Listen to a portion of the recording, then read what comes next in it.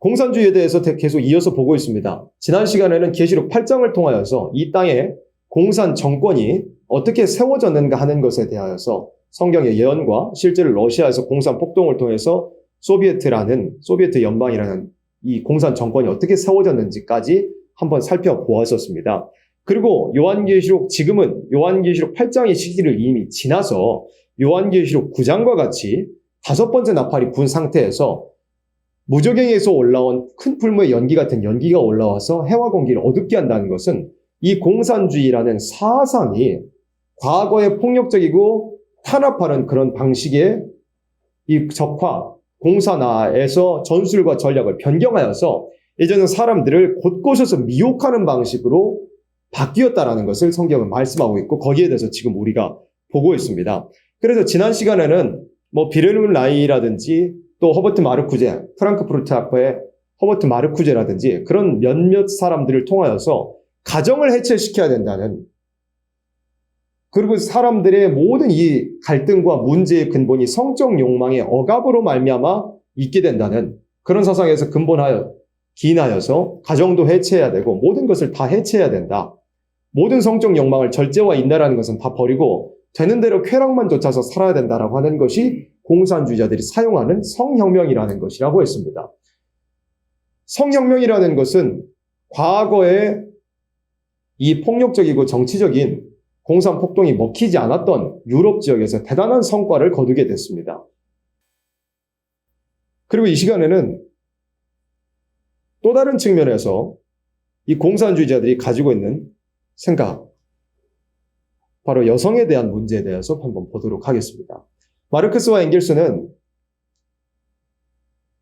모든 인간 사회가 계급투쟁의 역사였다. 인간의 역사가 계급투쟁의 역사였다. 생산수단을 가진 자와 가지지 못한 자들의 투쟁의 역사였다라고 이야기했는데, 그 자본주의 사회에서 계급투쟁의 근본이 되는 곳이 어디냐고 할 때 바로 가정이라고 보았습니다. 가정 안에서 여성이 남성에게 억압을 당하는 것이 모든 계급투쟁의 출발이다라고 마르크스와 엥겔스가 나름대로 진단을 했습니다. 그래서 이 가정 안에서의 여성 문제는 곧 계급의 문제다라고 인식을 하면서, 그러면 이 공산주의자들은 계급의 문제를 다 부숴버려야 된다는 자들이 공산주의자들인데, 그러면 어떻게 되냐면 가족 제도가 자본주의의 억압과 착취의 시작점이기 때문에 가족 제도 안에서는 여성이 피억압자라 이겁니다. 그러면 여성을 해방을 시켜줘야 된다 이겁니다. 그러면 당연히 어떻게 돼야 되냐면 가족 제도를 폐지를 해버려야 됩니다. 전통적이고 가부장적인, 또 정확하게 표현하자면 기독교 진리 위에 서 있는 그런 가족 제도를 전부 폐지시켜버려야 된다는 것이 공산주의 마르크스와 엥겔스의 생각이었습니다. 가족 제도를 폐지해버리고 여성들이 가정 안에 머물러 있어서 남성들을 위하여서 희생하고 또 남성에게 억압받는 피억압자로 남아있는 것이 아니라 가정이라는 것을 완전히 해체시켜버려가지고 남성이든 여성이든 차별하지 않고 다 산업 현장으로 뛰어들어야 된다. 그래야만이 여성이 해방될 수 있고 문제들이 억압과 피억압의 문제가 해결되고 계급의 문제가 해결될 수 있다라고 이야기한 겁니다. 그래서 가족 제도를 폐지해버리고 남녀의 평등한 고용, 모두가 남자든 여자든 산업 현장으로 다 똑같이 들어갈 수 있게 해야 된다는 겁니다. 그리고 그러면 아이들은 어떻게 길러내느냐? 국가에서 전부 길러주겠다 이겁니다. 그래서 공산주의가 이야기하는 여성을 해방시키는 것은 무엇이냐면 가족 제도를 폐지시켜서 여성들을 생산 과정에 참여시키는 것이 여성들을 해방시키는 것이라고 보았습니다. 그래서 이러한 공산주의의 사상 위에서 이후에 여러 사람들이 페미니즘이라고 하는 여성이 억압받고 있고 여성을 해방시켜야 된다라고 하는 사상으로 점점 이어지게 됩니다. 그 페미니즘을 주장했던 사람 중에 한 사람이 누구냐면 바로 앞에 보시는 대로 시몬 드 보부아르라는 사람입니다. 이 사람은 이야기하기를 여자는 태어나는 것이 아니라 만들어지는 것이다라고 주장합니다. 무슨 뜻이냐면 여자가 여자가 되는 것은 생물학적으로 우리가 흔히 생각할 때는 또 이것이 진리이고 상식입니다. 여자는 여자의 몸을 가지고 태어났기 때문에 여자입니다. 그리고 하나님께서 여자는 여자답게 여자로서 할 수 있는 특성을 따로 주셨습니다. 남자는 남자의 몸을 가지게 하셨고 남자가 할 수 있는 일이 따로 있습니다. 그래서 남자와 여자가 다르다는 것은 당연한 것이고 다르기 때문에 남자와 여자가 함께 만나서 서로 돕는 배필이 되도록 만들어 두신 겁니다. 그런데 이 남자와 여자의 관계를 계급투쟁의 관점으로 보고 여성이 억압을 당하고 있으므로 여성의 해방을 주장하는 사람들은 무엇이라고 이야기하냐면 여성성을 일단 부정을 해야 되는 겁니다. 남자와 여자가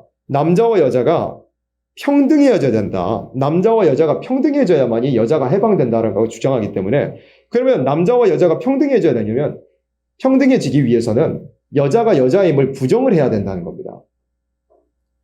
그래서 이 사상이 연결이 되는 게 어떻게 되느냐면 여자가 생물학적으로 여성의 몸을 가지고 태어났다고 해서 여성이 되는 것이 아니고 사회적으로 자라나면서 너는 여자답게 행동해야 돼.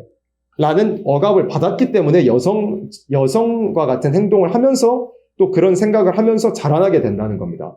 그러니까 태어나면서부터 여자로 태어나는 것은 아니지만 자라나면서 너는 여성답게 살아야 한다는 그런 강박이 심겨지고 그런 교육이 심겨지고 그런 고정관념이 이입이 되어서 여자로 만들어져 버린다고 이야기하는 겁니다.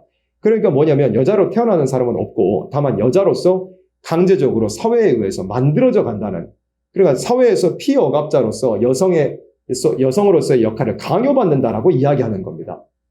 그래서 여성이 해방을 누리기 위해서는 어떻게 해야 되느냐면 여성적인 정체성을 부인해야 한다는 겁니다. 여성성을 완전히 부인해야 한다는 겁니다. 여성이 여성다워야 한다는 생각을 다 버려야 된다는 겁니다. 왜 여성은 여성다워야 하고 남성은 남성다워야 하느냐? 나는 여성성을 다 버리겠다. 이렇게 이야기하는 겁니다. 그래야만 여성이 해방될 수 있다라고 하는 게 페미니즘입니다. 그리고 무엇이냐? 여성들이 여성답다는 것을 강요를 받는데 그게 뭐냐면 첫 번째는 가부장적인 가족 제도 안에서 아내의 역할을 해야 되는 것으로 강요를 받는다는 겁니다. 또 한편으로는 모성을 가지도록 강요를 받는다는 겁니다. 그러니까 아내의 역할, 어머니의 역할로 말미암아서 여성들이 억압을 받고 있다 이겁니다. 그러니까 이 아내의 역할을 위해서는 결혼이죠. 결혼이 필요하고 또 어머니의 역할을 하기 위해서는 출산이 필요한데 그런데 이 두 가지 때문에 여성들이 억압을 받고 있다고 생각하기 때문에 이 혼인과 출산을 죄악으로 여깁니다. 여성을 억압하는 수단으로 여기게 됩니다. 그러면 여성들이 해방을 받기 위해서는 무엇을 떨쳐내버려야 되냐면 혼인을 떨쳐내버려야 됩니다.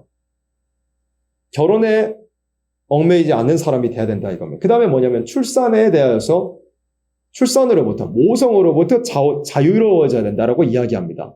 그래서 실제로 표현을 할 때 가부장적 압제의 삿을 파괴해야 된다.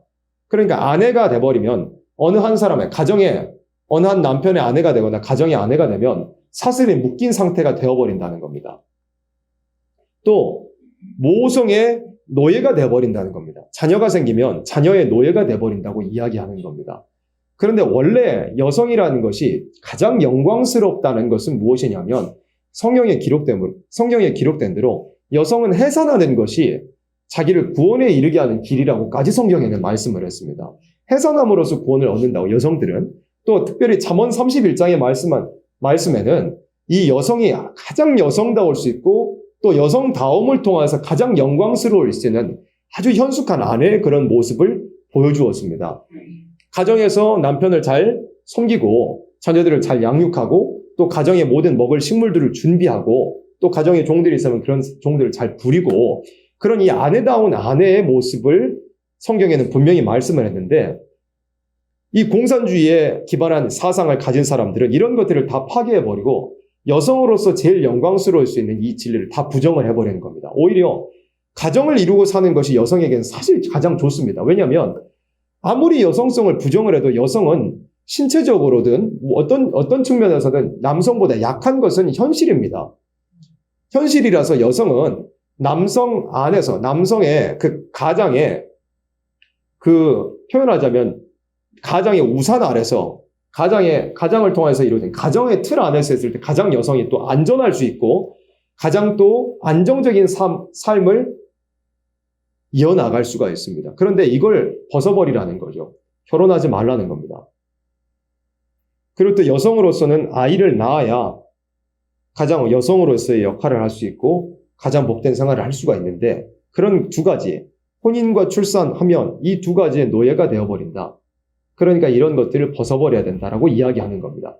그래서 이런 사상들이 실제로 우리나라에도 많이 퍼져 있죠. 그러니까 여성에 대한 억압이 아주 없었다고 할 수는 없겠지만 이전에 뭐 조선시대로부터 우리나라가 기독교 문화가 점점 또 퍼져나가고 그런 이 세상이 되기 전에는 실제로 여성들에 대한 억압이 아주 없었다고 할 수는 분명히 없겠지만 지금 시대에서는 이런 사상들이 여성이 억압받고 있다는 것은 맞지 않죠, 사실.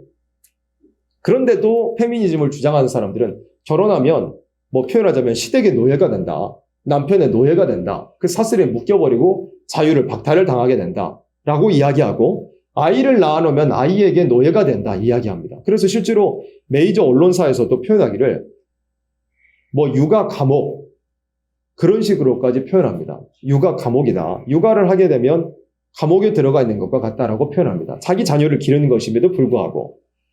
그리고 또 그러면 여성이 혼인과 출산에서 해방되어서 여성이 그러면 어떻게 해야 해방을 받는 것이냐, 참된 해방을 받는 것이냐라고 이야기할 때 여성들도 직장에 나가서 성공해야 된다는 겁니다. 남성들과 똑같이 직장 생활을 해야 여성들이 여성이 해방받아서 자기 삶을 아주 아름답게 꾸며나갈 수 있다라고 이야기하는 겁니다. 그리고 결혼에 얽매이지 않으니까 자유롭게 몸을 굴리고 다닐 수 있게 되는 겁니다. 그래서 해방된 성을 탐내게 해야 된다. 이것이 여성 해방이다. 여성이 혼인이나 출산의 노예가 될 것이 아니라 여성이 산업 현장에 뛰어들어야 되고 경제활동에 뛰어들어야 되고 직장생활을 해야 되고 아내로서의 역할을 버리고 나가서 돈을 벌어야 되고 가정에서 해야 될 역할을 버리고 나가서 돈을 벌어야 되고 나가서 해방된 성을 탐닉하면서 자기 몸을 마음대로 굴리고 다닐 수 있어야 된다라고 이야기하는 것이 페미니즘입니다. 그런데 페미니즘이라는 이 미혹이 어마어마하게 우리 안에 실제로 들어와 있죠. 우리들도 더러는 그런 생각을 가지고 있기도 합니다. 왜 그러냐면 결혼을 한 여성이 집안에 있으면 무능하다라고 생각합니다. 그러니까 이게 미혹이에요. 우리가 가지고 있는 미혹. 여성이 가정 안에 들어앉아 있으면 무능하다라고 스스로도 생각하고 그런 시각도 가지게 됩니다. 이게 미혹입니다. 여성은 가정 안에 있어야 그게 성경적이고 올바른 겁니다. 그런데 이 미혹이 어마어마하게 이 우리나라까지도 휩쓸고 있음으로 말미암아서 여성들이 가정에서의 역할을 충실히 하지 않고 아내로서 당연히 해야 될 일을 하지 않고 나가서 돈부터 버는 거예요. 돈부터 버는 거예요. 그러니까 자녀들은 가정에서의 어머니의 사랑도 제대로 받지 못하고 자라나면서 잘못된 교육을 받으면서 그런 것들이 가정 안에서 바로잡아지지 못하고 그런 일들이 벌어지는 것입니다. 그러니까 미혹이라는 것이 저기 멀리 있는 것이 아니라 마치 연기와 같이 우리 안에서부터 벌써 들어와 있는 겁니다. 그래가지고 이 시몬 드 보부아르라는 사람이 이런 주장을 펼치고 나서 그 이후로 실제로 많은 사람들이 여성의 롤모델이 뭐냐면 남성들과 같이 경제활동에 뛰어들어가지고 굉장히 사회적으로 성공한 돈 버는 영역에서 성공한 사람이 여성들이 동경하는 어떤 롤모델로 정착이 되어버렸습니다. 그래서 과거 같은 경우만 해도 이 학교에서 이 여자아이들이라고 그러면 장래 희망이 뭐라 그러면 현모양처라고 하는 이야기들도 과거에는 덜어 있었습니다. 그런데 요즘에 현모양처라 그러면 굉장히 뭔가 이상한 사람으로 취급받을 겁니다.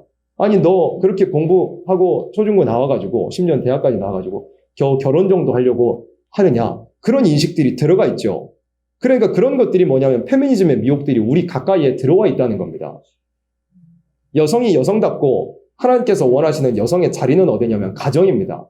가정 안에서의 아내로서의 역할을 충성되게 하고 또 그런 자기에게 맡겨진 직분의 역할을 충성되게 하는 것이 여성다운 것이고 제일 영광스러운 것이고 자기에게 가장 축복된 역할입니다. 그런데 이런 사상들이 들어가 있다 보니까 여성들이 가정에 있으면 무능한 거야. 왜 저 여자는 나가서 돈을 벌지 않고 저렇게 집안에만 무능하게 앉아있는 이런 생각들이 우리 안에도 들어와 있다는 거예요. 미혹이라는 것이 멀리 있지 않고 이런 말씀들을 무장하면서 우리가 먼저 이런 생각들을 떨쳐낼 수 있는 이런 미혹들이 우리 안에 들어와 있는 우리의 폐 깊숙이 들어와 있는 이런 미혹의 연기들을 말씀의 이 맑은 것으로 뒤바꿔낼 수 있고 더러운 것들은 토해내버릴 수 있는 그런 우리가 돼야 된다 이겁니다. 그래가지고 여성들이 직장생활 하는 것이 많은 여성들의 롤모델이 되고 이런 사상들이 들어가니까 현모양처라는 것은 꿈꾸지 않고 나는 어떤 직업을 가져야 되겠다. 저런 직업을 가져야 되겠다. 그렇게 하죠. 그러고 나서 결혼이라는 것도 죄악시되고 출산이라는 것도 죄악시되고 그 대신에 성이라는 것은 마음대로 누리고 살고 싶은 거예요. 그러면 반드시 여성에게 필요한 것이 무엇이 이자들의 논리에 따라서 필요한 것이 무엇이 되어버리냐면 피임과 낙태가 필요하게 됩니다. 왜냐하면 우리가 지난 시간에 보았던 것처럼 성이라는 것은 이 꼴은 생명입니다. 성이라는 것은 반드시 생명으로 이어지게 되어 있습니다. 그런데 성과 생명을 따로 생각해 버릴 수가 없는 것인데 따로 생각하기 위해서는 성을 통해서 나타나는 생명을 어떻게 해서든 없애버려야 되는 겁니다. 그게 뭐냐면 낙태입니다. 그래서 여성들이, 페미니스트들이 여성의 권리가 낙태라고 주장하는 겁니다. 내가 결혼은 하지 않고 아이는 낳기 싫고 그 대신에 직장 생활을 하면서 해방된 성을 탐닉해야 되는데 거기에 방해가 되는 것이 무엇이냐면 성을 통해서 나타나는 생명입니다. 그러면 생명을 없애버리고 싶은 거예요. 이걸 없애버려야 우리가 해방된 자유로운 삶을 살 수 있다 하는 겁니다. 그래서 낙태를 여성의 권리라고 이야기하면서 낙태죄를 폐지해야 된다고 이야기가 우리나라에서도 있었고 지금 이 상태에서 지금 오늘의 2022년 대한민국에서는 낙태죄가 헌법재판소에서 헌법 불합치 판결을 받은 이후에 지금 입법 공백 상태에 있습니다. 지금은 낙태에 대한 법안이 없는 상태입니다. 바꿔 말하자면 지금 현재로는 낙태가 불법이 아닙니다. 우리나라에서는. 아예 지금 법 자체가 정해지지 않은 상태입니다. 이게 지금 몇 년 동안 붕 떠 있는 상태예요. 그래서 다시 보면 페미니즘이라는 것은 남성과 여성이 계급적인 투쟁이 있고 불평등하기 때문에 남성과 여성이 평등해져야 된다는 이야기입니다. 그러면 남성과 여성이 평등해지려면 여성이 여성성을 부정해야 됩니다. 여성과 남성은 다르지 않다. 다만 여성임을 강요받았기 때문에 여성이 된 것이지 그러면 여성성을 부정을 해버리면 남성과 같아질 수 있다. 그러면 무엇까지 이어지냐면 남자와 여자는 다르지 않다는 겁니다. 남자와 여자 양성이라는 건 존재하지 않는다. 다만 사람일 뿐이다. 우리는 강요받은 여성일 뿐이고 만들어진 여성일 뿐이다. 그러면 남자와 여자가 결국 완전히 평등해지기 위해서는 뭐냐면 남자와 여자 양성이 완전히 부정이 되어버려야 됩니다. 하나님께서 남자와 여자를 지으셨다는 것이 부정이 되어버리면 남자와 여자가 완전한 평등이 된다는 이론입니다. 남자와 여자의 양성을 부정하고 또 억압의 최소 단위가 되는 가족도 해체시켜버리고 그런 사상의 근본이 되는 교회도 해체시켜버리고 결혼도 해체시켜버리고 또 모성도 다 버려버리고 그로 말미암아서 모든 사회 구조를 파괴하는 것이 바로 페미니즘의 목적입니다. 그래서 남녀가 완전히 평등해지기 위해서는 남녀 양성이 해체가 돼야 됩니다. 남자와 여자가 다르다는 것이 완전히 없어져 버려야만이 다 똑같은 평등을 누리게 된다는 건데 그러면 남자와 여자가 양성이라는 게 존재하지 않는다라는 이야기로 들어갈 때 여기서 새로운 용어가 등장하게 됩니다. 그러면 뭐냐면 남자와 여자 양성 외에도 여러 가지 성들이 더 있다는 겁니다. 사람은 남자와 여자 양성으로만 정해진 것이 아니라 여러 가지 자기에게 성이 따로따로 있다는 거며 그걸 정의를 할 때 새로운 용어가 등장하기를 바로 젠더라는 용어가 여기에서 등장합니다. 왜 남자와 여자 두 성만 있느냐? 억압의 기초가 되는 남자와 여자만 있느냐? 이게 아니고 성은 여러 가지가 더 있다라고 이야기하는 게 바로 젠더입니다. 젠더 이론을 주장한 사람은 앞에 사진에 보시는 대로 이 사람은 지금도 살아있는 사람입니다. 주디스 버틀러라는 사람입니다. 주디스 버틀러는 이야기하기를 남여 양성이 남자와 여자 양성으로 구분짓는 이것은 자유를 제한하는 감옥이라는 겁니다. 여성이 자유를 누릴 수 없게 만드는 감옥과 같은 틀이다. 양성이 남자와 여자가. 그리고 자연에 의한 차별이다. 자연에 의한 차별이다. 태어나면서 남자의 몸을 가지고 여자의 몸을 가지고 태어나지만 이게 자연이 우리를 차별하는 거다라고까지 이야기합니다. 그러니까 우리 입장에서 표현하자면 하나님이 사람을 차별한다 이거예요. 또 해방되어야 할 자연의 독재라고까지 표현합니다. 그러니까 사람이 태어나면 남자면 남자로 태어나는 것이고 여자면 여자로 태어나는 것인데 이 태어나게 되는 것 자체, 태어나는 것까지 전부 다 부정을 해버리는 겁니다. 무슨 몸으로 태어났든지 상관없이 자기의 성별은 자기가 정할 수 있고 또 남자와 여자 양성 외에 다른 성별들이 여러 가지 있다고 이야기하는 겁니다. 그리고 남녀 양성은 실제로는 없는 것이다. 실제로는 없는 환상과 같은 것이고 다만 자주 반복되었기 때문에 우리가 믿게 되어버린 것이다. 실체는 없지만 우리가 믿게 되어버린 것이다 라고 주장합니다. 그리고 남녀의 양성을 무엇이라고 설명을 하냐면 언어학적 명칭이 만든 것이다. 우리가 표현할 때 남자는 남자라는 남성적인 단어를 사용하죠. 그리고 여자는 여자라고 하고, 또 부모님 중에서 남성에 대해서는 아버지라고 부릅니다. 여성에 대해서는 어머니라고 불러요. 그런데 이 언어 자체가 양성을 구분하고 있기 때문에 사람이 언어를 사용함에 따라서 그 고정관념을 자기도 모르게 가지게 된다는 겁니다. 그러니까 언어까지라도 뜯어 고쳐야 된다는 것인데, 그래서 실제로 외국에서는 대명사 자체를 바꿔버리죠. 남자는 he, 여자는 she 이렇게 표현하지만 그런 것들을 아예 남자와 여자를 구분짓지 않는 대명사, 다른 용어를 사용하자라고 하는 물결들이 일어나고 있죠. 그런 것들이 언어 때문에 우리가 양성을 구분짓는 고정관념을 가지게 됐으므로 말까지 다 바꿔버려야 된다는 겁니다. 그리고 금기와 억압이 남녀 양성을 강제로 만드는 것이다 이것입니다. 그리고 사람이 어떤 몸을 가지고 태어났든지 간에 이 몸과는 태어나면서 가진 이 몸과는 자기의 정체성과는 같지 않다 이겁니다. 남자의 몸을 가지고 태어나서도 여자의 성별 정체성을 가질 수 있고, 여자의 몸을 가지고 태어나서도 남성의 정체성을 가질 수 있다. 그 외에 여러 가지 성별 정체성을 가질 수 있다라고 이야기하는 겁니다. 태어나는 건 딱 두 가지죠. 하나님께서 그렇게 만드셨으니까. 남자의 몸이 있고 여자의 몸이 있고 다른 몸이 없습니다. 그리고 추가로 설명하자면 남자와 여자의 두 가지 육체적인 특성을 가지고 태어난 사람들도 더러 있습니다. 그걸 표현할 때 간성이라고 표현을 하는데, 간성은 뭐냐면 쉽게 장애자입니다. 장애자. 그러니까 예를 들어서 손가락이 하나 없이 태어난 사람을 우리가 태어나면서부터 팔이 없이 태어난 사람을 장애인이라고 표현을 하듯이, 육체적으로서 우리 일반적인 사람들처럼 태어나지 못한 사람들도 실제로 태어나기도 하죠. 그런 사람들을 우리가 장애인이라고 그러는데, 이 성이나 생식기에 관련해서도 그런 사람들이 더러 태어나기도 한다는 겁니다. 남자와 여자의 특성을 다 가지고 태어난 사람들도 장애자로서 더러 태어나기도 하는데, 이런 사람들은 그런 것들이 남자와 여자 외에 다른 성이 있다는 것을 나타내는 것이다라는 근거로 삼기도 합니다.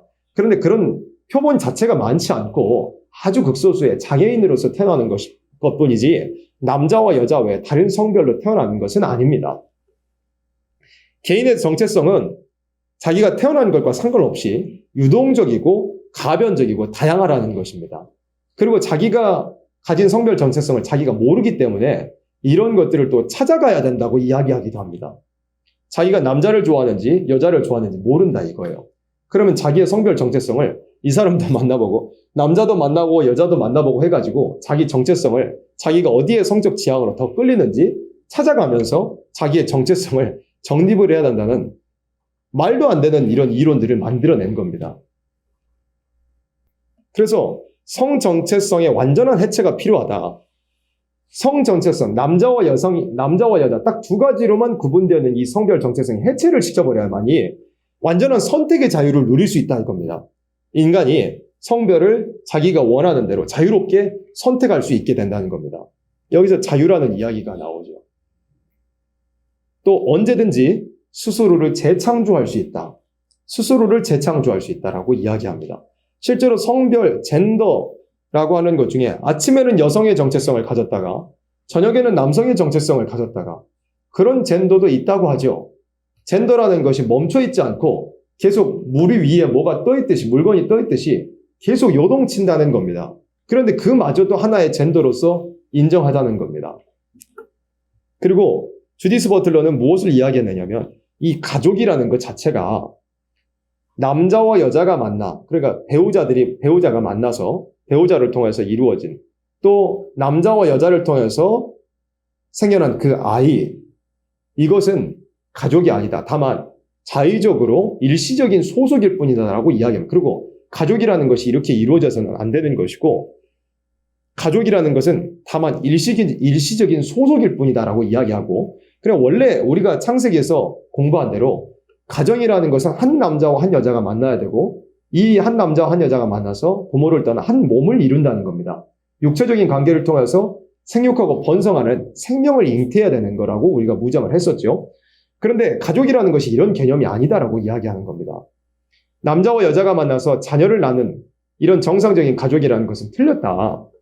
그러면 주디스 버틀러는 무엇을 이야기하냐면 아이들이 생겨나는 것은 남녀의 성을 통해서 생겨나서는 안 된다 이거예요. 조금 복잡하죠.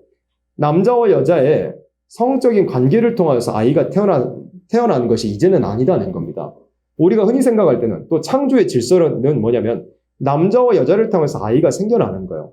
그런데 주디스 버틀러는 남자와 여자, 아예 가족 자체를 부정하고 양성을 부정하기 때문에 아이들은 그렇게 생겨나는 것이 아니라고 이야기합니다. 그러면 아이들을 어떻게 생겨나게 하느냐면 성은 성대로 마음대로 누리는 겁니다. 쾌락을 위해서 성은 성대로 마음대로 누리고 그러면 다음 세대인 아이들은 어떻게 해야 되느냐? 만들어내는 겁니다. 아이들은 남자와 여자의 성을 통해서 잉태되는 생명이 아니고 아이들은 어떤 존재냐면 사람이 설계하고 디자인해야 되는 존재라는 겁니다. 다만 재생산해낸 존재에 불과한 겁니다. 마치 사람이 어떤 제조업 공장에서 물건을 찍어내듯이 자기가 원하는 대로 만들어내는 존재가 돼야 된다 이겁니다. 그러면 그 방법이 뭐냐면 과학기술이 발전했으므로 어떤 난자 기증, 또 대리모, 또 인공자궁, 유전자 조작 이런 방식들을 통해서 아이들을 설계하고 디자인해야 된다는 것입니다. 그래서 이런 것들이 어떻게 연결되느냐면 실제로 그런 일들이 있다고 그래요. 우리나라에서도 어떤 사유리라고 하는 일본 여성이 결혼은 하지 않았는데 아이를 가지고 싶다고 그래서 우리나라에서는 그게 불법이라고 하더라고요. 그래서 자기 나라인 일본에 가가지고 어떤 정자은행에서 그것을 받아다가 아이를 잉태를 해가지고 아이를 낳았어요. 그래가지고 우리나라로 다시 들어왔습니다. 아이를 낳고 보니까 눈은 파란색이에요. 자기는 일본인 동양 사람인데 아이를 낳고 보니까 눈은 파란색이에요. 그러니까 서양인의 정자를 가져다가 아이를 가진 겁니다. 그러니까 그걸 골라서 가져온 겁니다. 다른 표현을 하자면 쇼핑을 한 거예요. 그래서 실제로 외국에서는 어떤 사례들까지 벌어지냐면 동성애자 부부도 있고 그래 남자와 남자 동성애자도 있고 여자와 여자 동성애자가 있는데 동성애자는 어쨌든 동성애자들이 같이 아이를 만들어낼 수 없습니다. 그러면 어떻게 하냐면 이런 과학적인 방식들을 이용을 하는 겁니다. 정자를 어디서 가져오기도 하고 난자를 어디서 가져오기도 하고 그걸 또 자기 뱃속에 품지 않아도 됩니다. 저기 제3세계 아프리카나 못 사는 나라들의 여성들의 태만 빌려서 거기서 10개월 동안 해가지고 아이를 낳으면 그냥 아이만 데려오는 겁니다. 마치 어디에다가 물건 주문해가지고 몇 달 지나서 만들어가지고 배송받듯이 아이들을 그렇게 만들어내고 있는 겁니다. 실제로 굉장히 못 사는 어느 나라에 가보면 여성들이 다 배가 불러있대요. 그러니까 대리모의 역할을 돈을 받고 하고 있는 겁니다. 그런 여성들의 인권의 문제도 이 시대에 새롭게 대두되는 문제라고 이야기하기도 합니다. 그러니까 아이들은 이 가정이라는 정상적인 틀 안에서 남자와 여자의 아름다운 관계를 통하여서 잉태되고 나아져야 될 생명이 아니고 설계하고 디자인해서 재생산돼야 된다는 이런 이론입니다. 굉장히 무섭죠. 그리고 이런 공산주의에서 기반한 이런 사상들이 있는데 이런 뒤에는 또 어떤 자들이 개입을 하면 검은 말의 세력들이 개입합니다. 정자은행이나 난자은행이나 유전자 조작 이런 것들에는 다 검은 말의 세력들이 굉장히 개입이 되죠. 예를 들어서 낙태 같은 경우에도 미국에서 낙태를 지원하는 최대 단체 1년에 벌어들이는 돈이 얼마냐면 1조입니다. 1조. 미국에서 낙태를 조장한 어떤 단체가 벌어들이는 돈이 1년에 얼마냐면 1조입니다.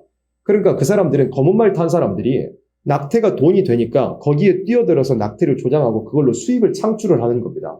그러니까 검은 말의 세력들이 돈이 된다고만 한다면 결국 그것들이 이 행위들의 사상적 근본이 자신들을 결국에는 무너뜨리고 자신들 것을 빼앗아갈 공산주의라는 것은 알지 못한 채 당장 주머니를 채울 수 있고 돈을 벌 수 있으면 어떤 것이든 다 뛰어들어가지고 사업을 벌이는 겁니다. 그러니까 난자기증, 대리모, 인공자궁, 유전자 조작 이런 것들 뒤에도 검은 말의 세력들이 어마어마하게 들어가 있고 그러므로 말미암아서 공산주의의 미혹이라는 것도 삽시간에 퍼져나가기 아주 용이하게 되는 그런 이 세계의 형편이 되어 있다. 이것입니다. 성이 생명이라는 진리를 깨는 거죠. 아이를 그냥 만들어낼 수 있다, 찍어낼 수 있다라고 이야기하면 그 다음에 동성결혼에 정당합니다. 동성부부라고 하는 사람들은 아이를 낳을 수 없죠. 그런데 아이를 찍어낼 수 있다면 아이를 가질 수 있게 되죠. 그리고 생명윤리 문제. 그러니까 아이가 예를 들어 뱃속에 잉태가 됐는데 뭐 인공적인 방법을 통해서 잉태가 됐는데 마음에 안 들면 그냥 없애버리는 거예요. 제품이 마음에 안 들면 반품시키듯이. 그러니까 지난 정권에서도 문재인이 그 정인이 사건이라는 거 기억하실 겁니다. 아마 이름이 맞는지 모르겠는데 입양된 어떤 아이가 입양되어 간 가정에서 굉장한 뭐 학대를 당해서 뭐 죽음에까지 이르게 됐다는 안타까운 사건이었는데 그때 대통령이었던 문재인이 무엇이라고 이야기를 해놨냐면 이 제도를 고쳐야 된다고 하면서 입양한 아이를 교환할 수도 있게 한다라고까지 이야기했습니다. 입양한 아이를 교환한다. 마치 물건 교환하듯이 문제가 있으면 아이를 교환한다. 혹은 입양해 간 가정이 문제가 있으면 그러니까 이 아이들을 생명으로 보지 않는다는 거죠. 다만 그냥 물건의 하나 정도로 이해한다는 겁니다. 공산주의자들이 그렇습니다. 또 아까 이야기한 것처럼 대리모 여성들의 인권 문제도 새롭게 대두되는 문제입니다. 그리고 또 퀴어 이론, 또 이 주디스 버틀러라는 사람이 주장을 했는데 퀴어라는 게 쉽게 뭐냐면 정상적인 남자는 여자를 향하고 여자는 남자를 향하는 그런 이성애라는 것이 정상입니다. 그러니까 이성이라는 표현 자체가 원래 없는 표현인데 이성애는 정상적인 사랑인데 이걸 굳이 다른 온갖 혼잡한 것들이 생겨가지고 이성애라는 명칭을 새로 만든 겁니다. 원래 이성애라는 말이 없었죠. 원래는 이성을 사랑하는 게 정상이니까. 그런데 동성애라는 말도 나타나고 여러 가지 용어들이 나타나면서 이성애도 여러 가지 그런 성적인 형태 중에서 하나로 전락하게 된 겁니다. 그리고 퀴어는 뭐냐면 이성애를 제외한 모든 것을 다 퀴어라고 이야기합니다. 그리고 굉장히 저도 이걸 이해하는데 조금 애를 먹긴 했는데 퀴어 이론, 이성애라는 이 억압, 남자는 여자를 사랑해야 되고 여자는 남자를 사랑해야 되고 이 둘이 만나 결혼하고 아이를 낳아야 된다는 이 억압을 벗어나기 위해서는, 깨뜨려 버리기 위해서는 이성애라는 이중성, 그리고 동성애 단일성까지도 제거를 해야 된다라고 이야기한 겁니다. 뭐냐면 이성애는 남자와 여자 둘이 서로 사랑하는 거예요. 정상적인 사랑. 이것도 깨부숴야 되고 심지어 퀴어 이론에서는 어디까지 가느냐면 동성, 남자와 남자끼리 사랑하고 또 여자와 여자끼리 사랑하는 이것마저도 해체를 시켜버려야 완전한 자유를 누릴 수 있다라고 이야기하는 겁니다. 원래 주디스 버틀러라는 사람은 말을 쉽게 안 하기로 유명합니다. 말을 쉽게 일부러 하지 않습니다. 글을 쓰거나 말을 할 때 굉장히 꼬아서 이야기하고 일반 사람들이 사용하지 않는 용어를 일부러 사용합니다. 왜 그러냐면 페미니즘이라든지 젠더라든지 퀴어라는 이런 이론이 굉장히 고상해 보이는 것처럼 보이기 위해서 일반 사람들은 아무리 공부해도 공부한 사람도 젠더가 뭐냐 물어보면 대답을 못할 지경이에요. 퀴어가 뭐냐고 물어보면 대답을 못할 지경입니다. 자신도 젠더가 뭔지 퀴어가 뭔지 이야기를 정확히 못할 정도로 일부러 언어를 굉장히 복잡하게 사용합니다. 그래가지고 젠더나 퀴어라는 이런 용어들이 지금은 굉장히 고상한 어떤 학문의 하나로서 취급을 받아서 실제로 제가 대학에 다닐 때도 교양 과목 같은 경우에 보면 뭐 젠더 과목 또 여성의 어떤 것들 그런 것들이 대학 교육마다 다 들어가 있습니다.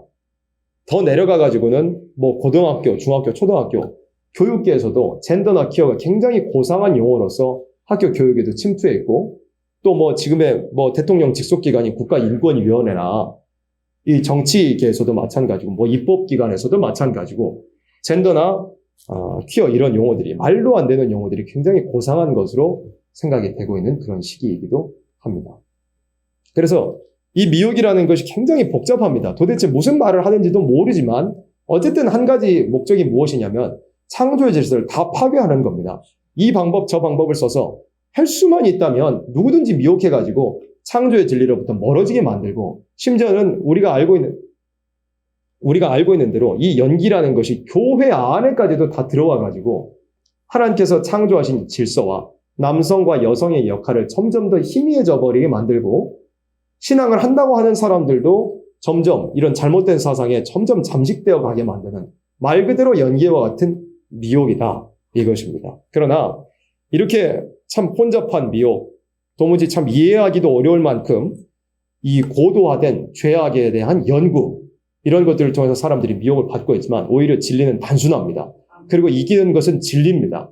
그래서 아무리 세상이 이렇게 혼잡하고 도무지 알 수 없는 미혹으로 사람들을 미혹하더라도 우리는 아주 이 명료하고 뚜렷한 진리 하나만 붙들고 나간다면 결국에는 혼란한 세상 가운데 택한 생명들을 살리고 환난 가장을 면코 아름다운 축복을 받을 수 있을 것이라고 생각합니다. 이 시간 말씀은 여기까지 보도록 하겠습니다.